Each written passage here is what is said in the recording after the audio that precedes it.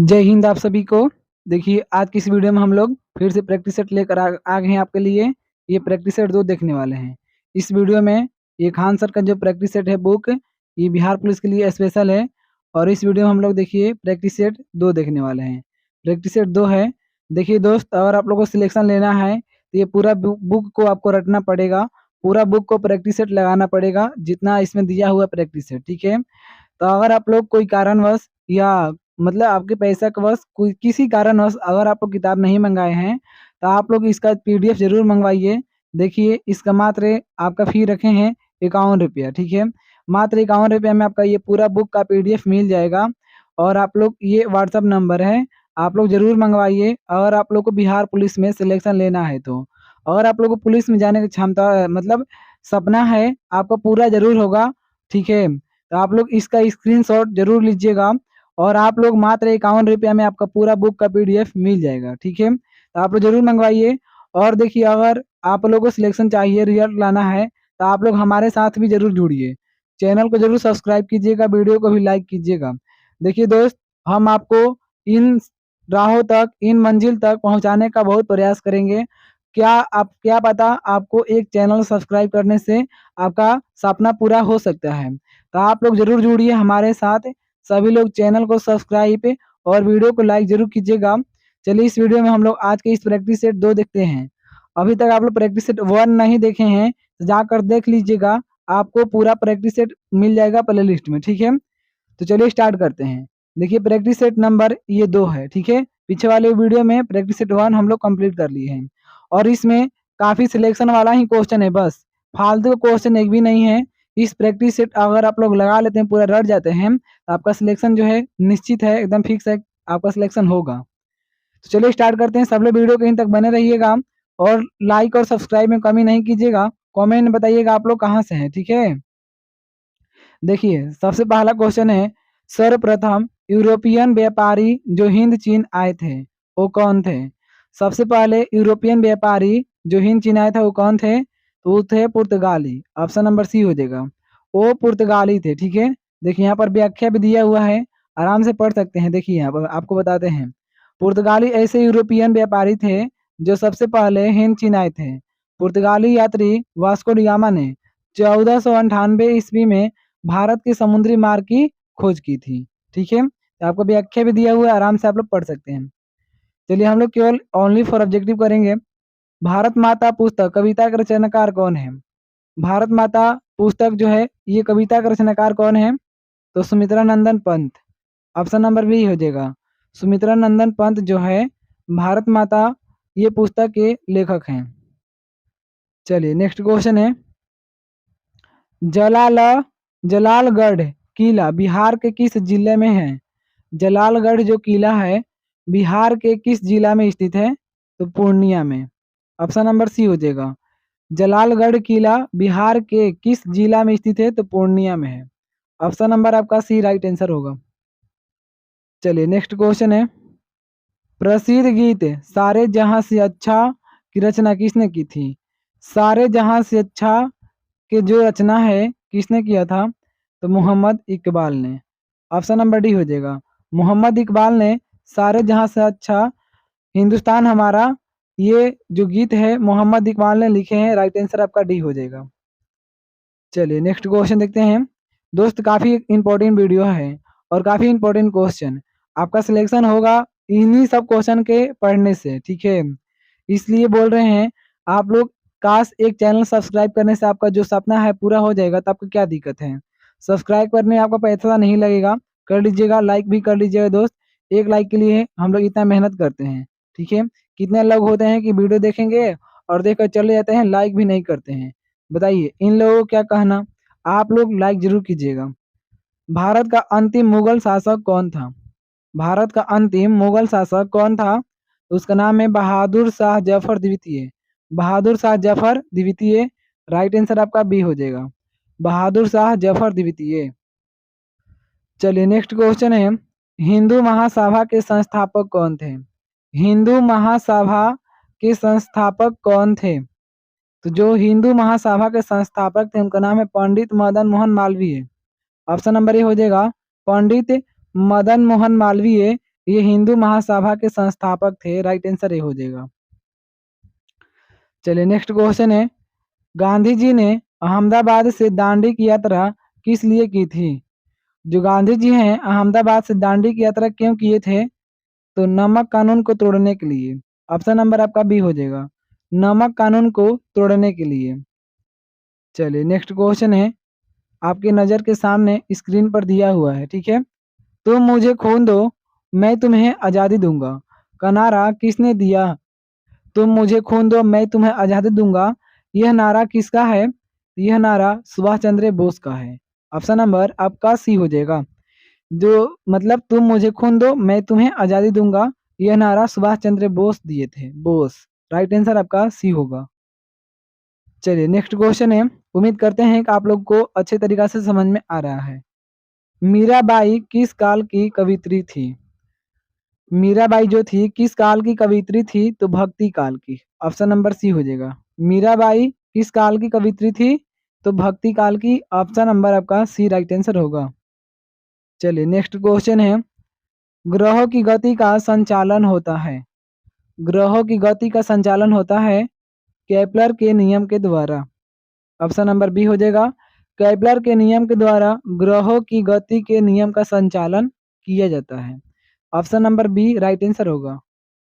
चलिए next question है, 1907 में जमशेदजी टाटा द्वारा टिस्को की स्थापना कहाँ की गई थी? 1907 में जमशेदजी टाटा के द्वारा टिस्को की स्थापना कहाँ की गई थी? साकची बिहार में। ऑप्शन नंबर ए हो जाएगा, साकची बिहार में किया गया था, साकची बिहार। चलिए नेक्स्ट क्वेश्चन है, यहाँ पर आपको नाइट्रोजन गैस वायुमंडल में कितने परसेंट में उपस्थित है? नाइट्रोजन गैस जो है वायुमंडल में कितना परसेंट है? 78%। Option number D right answer होगा। वायुमंडल में जो नाइट्रोजन का है, नाइट्रोजन का परसेंट 78 है, 78%। यानी कि हम कह सकते हैं वायुमंडल में नाइट्रोजन सबसे अधिक मात्रा में पाया जाता है। चलिए नेक्स्ट क्वेश्चन है 13 नंबर, निम्नलिखित में से कौन सी रबी फसल नहीं है? रबी फसल नहीं है बताना है आपको। रबी फसल नहीं है तो आपका ज्वार। Option number D right answer होगा। ज्वार जो है ये रबी फसल नहीं है, ज्वार राइट आंसर होगा।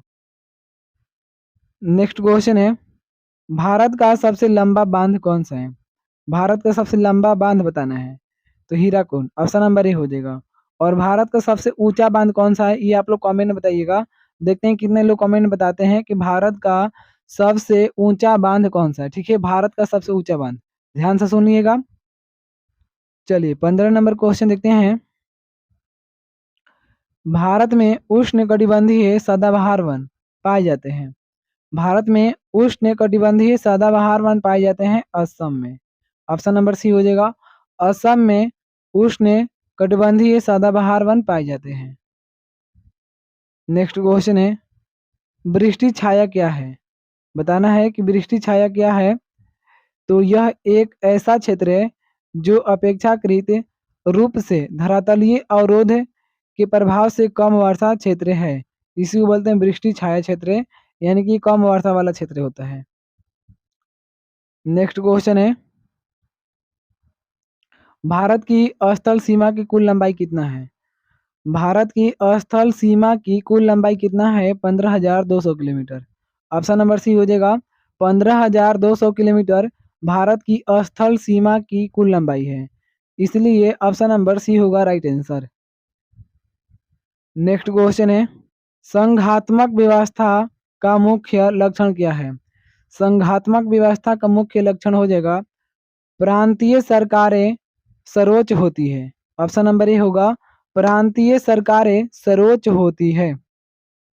नेक्स्ट क्वेश्चन है, यहाँ पर देखेंगे, सर्वोच्च न्यायालय के न्यायाधीशों को पदच्युत किया जा सकता है।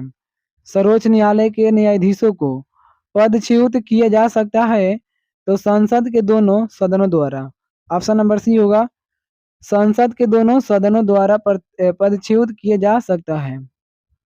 नेक्स्ट क्वेश्चन है, राजकोषीय नीति का संबंध क्या है?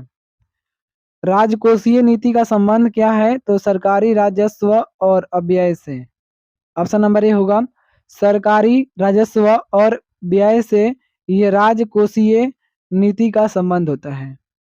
ऑप्शन नंबर ए होगा राइट आंसर। चलिए नेक्स्ट क्वेश्चन देखते हैं। देखिए बोलने में मतलब बहुत ज़्यादा एनर्जी का लॉस होता है, इसीलिए आप लोग से बोलते हैं दोस्त इतना मेहनत के लिए आप लोग एक लाइक जरूर कीजिएगा और आप लोग अपने फायदे के लिए सब्सक्राइब भी जरूर कीजिएगा। भारत में दल बदल संबंधित मामले पर अंतिम निर्णय लेने का अधिकार किसके पास है? तो सदन के अध्यक्ष के पास, सदन के अध्यक्ष के पास। यानी कि दल बदल संबंधित मामले का अंतिम निर्णय लेने का अधिकार किसके पास? सदन के अध्यक्ष के पास। ऑप्शन नंबर ए होगा। नेक्स्ट है, भारत में नागरिकों के मौलिक अधिकारों का संरक्षण कौन करता है? तो भारत में नागरिकों के मौलिक अधिकारों का संरक्षण कौन करता है? सर्वोच्च न्यायालय। Option number D right answer होगा। सर्वोच्च न्यायालय करता है, सर्वोच्च न्यायालय। नेक्स्ट क्वेश्चन है, भारत के राष्ट्रपति पर महाभियोग चलाने की प्रक्रिया किस अनुच्छेद के तहत की जा सकती है? भारत के राष्ट्रपति पर महाभियोग चलाने की प्रक्रिया किस अनुच्छेद के तहत किया जा सकता है? अनुच्छेद 61। ऑप्शन नंबर बी होगा। अनुच्छेद 61 के तहत। Correct answer B. नेक्स्ट है, राज्यसभा के पास लोकसभा के बराबर अधिकार है। कितना अधिकार है? तो संविधान के संशोधन में जितना संविधान संशोधन राज्यसभा कर सकता है उतना ही लोकसभा भी कर सकता है, इसलिए संविधान संशोधन में दोनों का हकदार बराबर है। नेक्स्ट है, यहाँ पर देखेंगे आप लोग, ये काफ़ी इंपॉर्टेंट क्वेश्चन है आप लोग को दोस्त। सिलेक्शन के राहों तक, आपके मंजिल तक, आपके मुकाम तक पहुंचाने वाला ये सब क्वेश्चन है, ठीक है। भारतीय संविधान का कौन सा भाग संविधान की आत्मा कहलाता है? तो भारतीय संविधान का कौन सा भाग जो है वो संविधान का आत्मा कहलाता है? तो उद्देशिका, उद्देशिका जो है, उद्देशिका को भारतीय संविधान का आत्मा कहा जाता है, ठीक है। राइट आंसर बी होगा, उद्देशिका। नेक्स्ट है, भारत के राष्ट्रपति को मौलिक अधिकारों के परिवर्तन के निलंबन का अधिकार प्राप्त करता है। भारत के राष्ट्रपति को मौलिक अधिकारों के परिवर्तन के निलंबन का अधिकार प्राप्त है। तो कौन सा अधिकार प्राप्त है, कौन सा अनुच्छेद के तहत? अनुच्छेद 359। ऑप्शन नंबर बी होगा, अनुच्छेद 359। नेक्स्ट है 27 नंबर प्रश्न है, भारत में पंचायती राज संस्थाओं की स्थापना से संवैधानिक निर्देशानुसार हुई। तो नीति निर्देशक सिद्धांतों के संवैधानिक निर्देशानुसार हुई। नीति निर्देशक सिद्धांतों के। ऑप्शन नंबर सी होगा। चलिए नेक्स्ट क्वेश्चन है, आप लोग अगर आपके पास ये बुक नहीं है तो आप लोग पीडीएफ जरूर मंगवाइए। मात्र आपको 51 रुपये में पीडीएफ मिल रहा है। अगर आप लोगों को सिलेक्शन हो जाएगा तो सीधा आपका सैलरी इतना से स्टार्ट होगा, समझ लीजिए इतना से स्टार्ट होगा। आप लोग समझिए, भारत की संसद में निम्नलिखित शामिल है। भारत की संसद में निम्नलिखित शामिल है। तो लोकसभा, राज्यसभा और राष्ट्रपति, ये तीनों के तीनों भारत के संसद में शामिल है। राइट आंसर आपका ये हो जाएगा, ऑप्शन नंबर ए राइट आंसर। नेक्स्ट है, पंचायत की वित्तीय स्थिति की समीक्षा कौन करता है?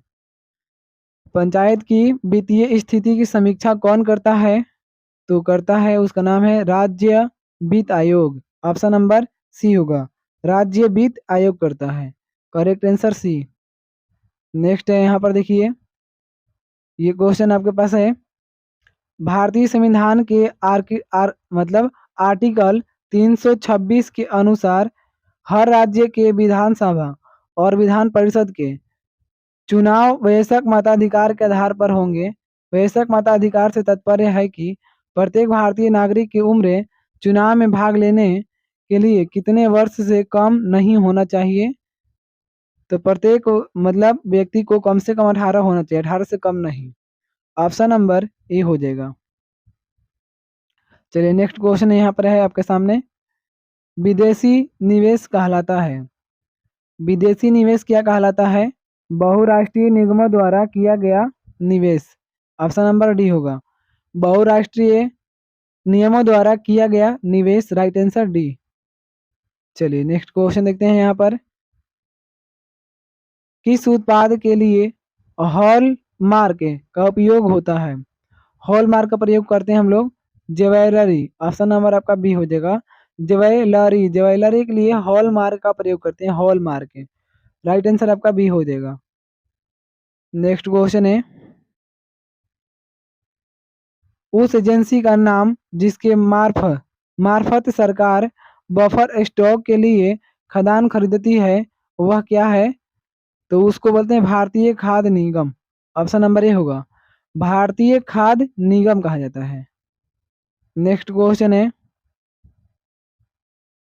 भारत सरकार की तरह से करेंसी नोट कौन सी एजेंसी जारी करती है? भारत सरकार की तरफ से करेंसी नोट कौन सी एजेंसी जारी करती है?